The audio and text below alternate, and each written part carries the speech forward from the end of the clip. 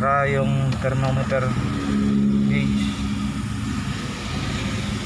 Solusyonan ko muna ngayon. So alam ko na yung problema, papalitan ko yung parts na kailangan palitan, ano? Kasi hindi ko malaman kung ma-overheat ako hindi.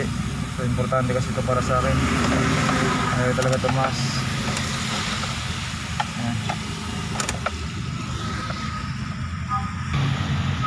So yun yung sira, no?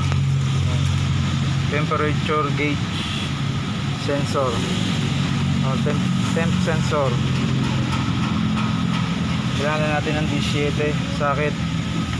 Papapalitan natin yan. Dito siya nakalagay.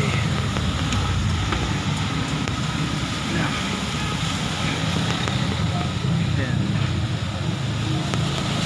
Makikita niya.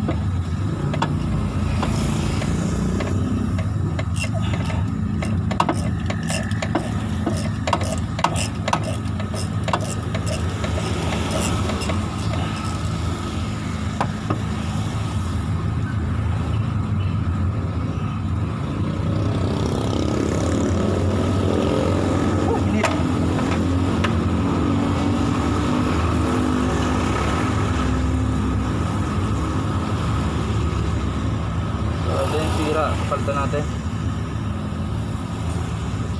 Ayan, sakto naman yung nabili ko. Double G ko doon, ano? Mas mahaba yung thread na nabili ko. So ayan, ito kasi yung tama nyo, umiikot na. Ayan, wala na talaga. So ito yung bago. Ito medyo parang nagdag konti. Ito yung circuit dati. Kaya ito yung count nya,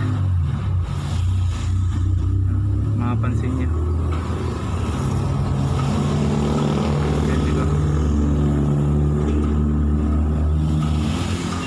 Kabit natin.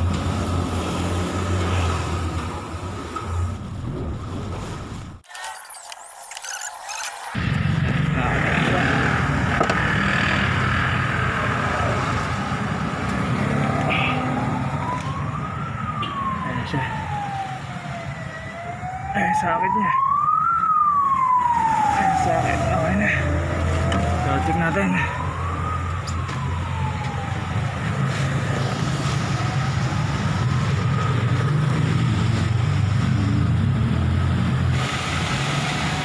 Yan si Gracia.